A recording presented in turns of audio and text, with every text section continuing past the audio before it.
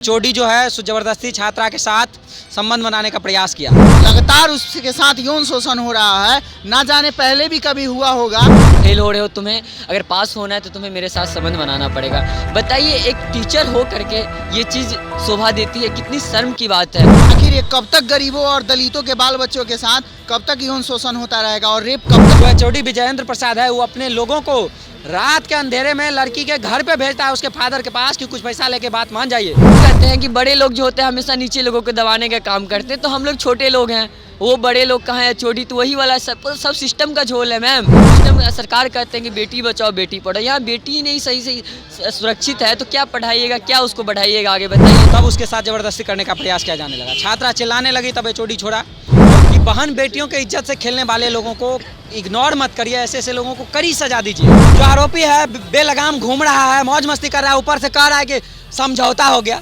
भाई समझौता के लिए तुम जा रहे हो, समझौता नहीं होने वाला है और जेल जाए बिना कोई गुंजाइश नहीं है। आज जाओ या कुछ दिन बाद जाओ, पैसा के बल पे कोई अपराधी नहीं बचा है। देखे हैं देश के बड़े बड़े लोगों को।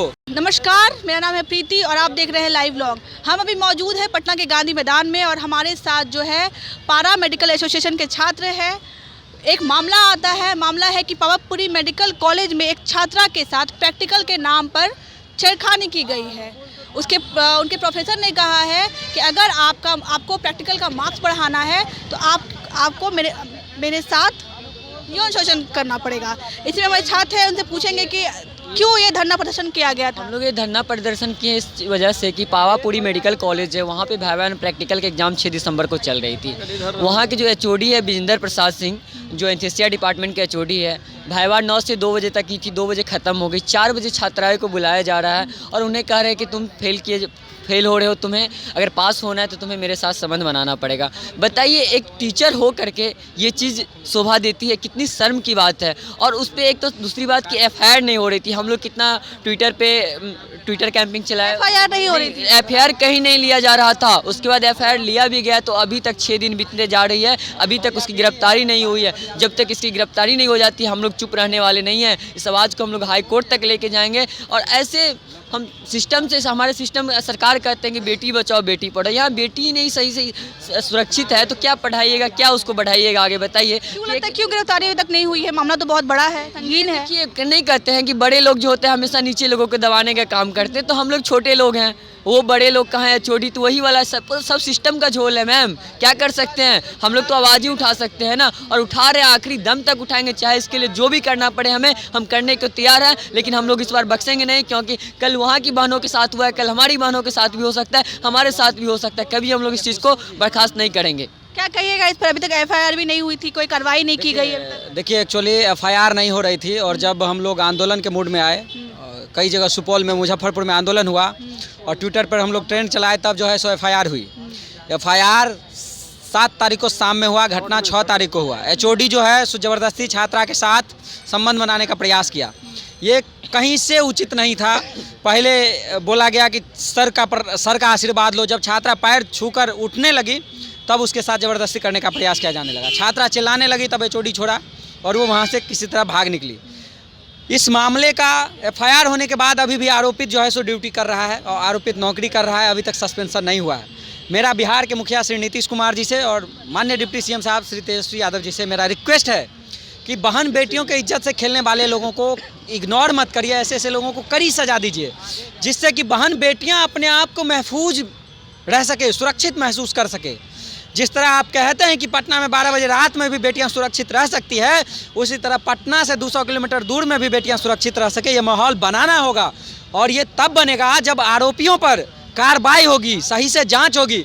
अब आपको बता दें कि जो छात्रा है उसमें, उस छात्रा को रात को उसका जो बिहार पुलिस की दरोगा है उसको बार बार उसको डराने धमकाने का बुला डरा रही है छात्रा को। पुलिस उसको थाना में बुला करके बयान बदलने के लिए कहती है कि तुम डॉक्टर के ऊपर आरोप लगा रही हो, तुम्हारा ज़िंदगी बर्बाद हो जाएगा। इस तरह का जो डराने का ये मामला है, ये बिल्कुल नहीं होना चाहिए। साथ ही साथ जो दोषी प्रोफेसर है, जो एचओडी विजयेंद्र प्रसाद है, वो अपने लोगों को रात के अंधेरे में लड़की के घर पे भेजता है उसके फादर के पास कि कुछ पैसा लेके बात मान जाइए। यानी फैमिली पे दबाव बनाया जा रहा है, खत्म करने का मामला बनाया जा रहा है। कल होके क्या हो नहीं कहा जा सकता है, लेकिन आखिर ऐसा अन्याय क्यों? देखिए, सबसे बड़ी बात है कि जिस एचओडी पर कार्रवाई होनी है वो बहुत बड़े पद पे है। 3 लाख 4 लाख रुपया उसका वेतन आ रहा है। तो वो बड़ा लोग है, पैसे आपको क्या लगता है, आप लोग क्या बोलना चाह रहे हैं कि एचओडी और पुलिस का जो है वो मिली भगत है, कहीं ना कहीं यही कहना चाह रहे बिल्कुल, अगर आरोपित जो है उसका गिरफ्तारी नहीं हो रहा है तो इसका मतलब मिली भगत है। अटेम्प्ट टू रेप का आरोप है और जो आरोपी है बेलगाम घूम रहा है, मौज मस्ती कर रहा है, ऊपर से कह रहा है कि समझौता हो गया। भाई समझौता के लिए तुम जा रहे हो, समझौता नहीं होने वाला है और जेल जाए बिना कोई गुंजाइश नहीं है। आज जाओ या कुछ दिन बाद जाओ, पैसा के बल पे कोई अपराधी नहीं बचा है। देखे हैं देश के बड़े बड़े लोगों को, बड़े लोगों को भी सलाखे के अंदर जाना पड़ा है और इसको भी जाना पड़ेगा। ऐसे ऐसे दरिंदों को माफ़ नहीं किया जा सकता है। आज पारा मेडिकल एसोसिएशन ऑफ बिहार के सभी ज़िले में, सभी मेडिकल कॉलेज में और पारा मेडिकल संस्थानों में आज यह आक्रोश मार्च निकाला है, इसलिए कि आरोपी को गिरफ्तार किया जाए। माननीय आर.एस. भट्टी साहब जो डीजीपी हैं, हमेशा कहते रहते हैं पुलिस अच्छी काम कर रही है, ट्विटर के माध्यम से, फेसबुक के माध्यम से, लेकिन ये अच्छी है तब दिखेगा जब जो आरोपित है उसको गिरफ्तार किया जाए। और हम लोग चाहते हैं कि उसका गिरफ्तारी हो, उसका सस्पेंशन हो। ऐसे लोगों के नाम, चंद लोगों की वजह से पूरा डॉक्टर समाज जो है सो बदनाम हो रहा है। आईएमए के भी लोगों से मेरा कहना है कि ऐसे ऐसे लोगों पर तत्काल आप लोग भी अपने स्तर से कार्रवाई करें। क्या कहेगा, 6 दिन हो गए, अभी तक कोई कार्रवाई नहीं हुई है। देखिए, माननीय उप मुख्यमंत्री और उप मुख्यमंत्री जो माननीय उप मुख्यमंत्री जी तेजस्वी यादव जी हैं और उप मुख्यमंत्री नीतीश कुमार जी हैं, इन लोगों को सोचना चाहिए।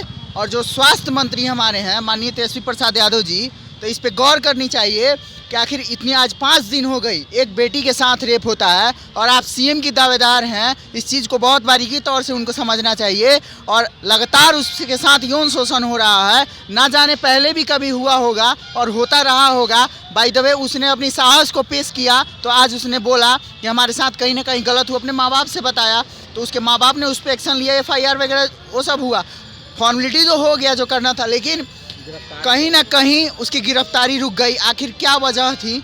कहीं ना कहीं वो भी सरकार से मिली भगत तो नहीं है, कहीं ना कहीं नेताओं की वहीं तो साठ-गांठ तो नहीं है। देखिए, अगर इस तरीके से अगर चलता रहा तो हम लोग तमाम युवा रोड पे तो आज आक्रोश मार्च निकाल दिए, BMIS को उसको लॉक करने का काम करेंगे और साथ ही साथ विधानसभा का भी घेराव करेंगे बहुत जल्द। अगर एक बार अगर थोड़ी सी भी अगर माननीय तेजस्वी यादव जी में अगर थोड़ी सी भी दया होगी उन बहन बेटियों के साथ, आखिर ये कब तक गरीबों और दलितों के बाल बच्चों के साथ कब तक यौन शोषण होता रहेगा और रेप कब तक होता रहेगा? इस चीज़ को माननीय तेजस्वी यादव जी और उप मुख्यमंत्री जो बिहार को विशेष राज्य का दर्जा दिलाने की कोशिश कर रहे हैं, लगातार कोशिश में जुड़े हुए हैं, लेकिन शायद उनको पता नहीं है कि बिहार में ही बेटियों का रेप हो रहा है तो विशेष राज्य का दर्जा कहाँ से मिल जाएगा। तो छात्रों का आरोप है कि 6 दिन हो गए हैं और अभी तक कोई कार्रवाई नहीं हुई है। कहीं ना कहीं एचओडी और पुलिस की जो है वो मिली भगत है और तब तक हम इस चीज़ को नहीं रोकेंगे, तब तक कुछ छात्राओं को इंसाफ नहीं मिलता। बाकी आपकी क्या राय है, आप हमारे कमेंट बॉक्स पर लिख कर जरूर बताइएगा। तब तक के लिए धन्यवाद।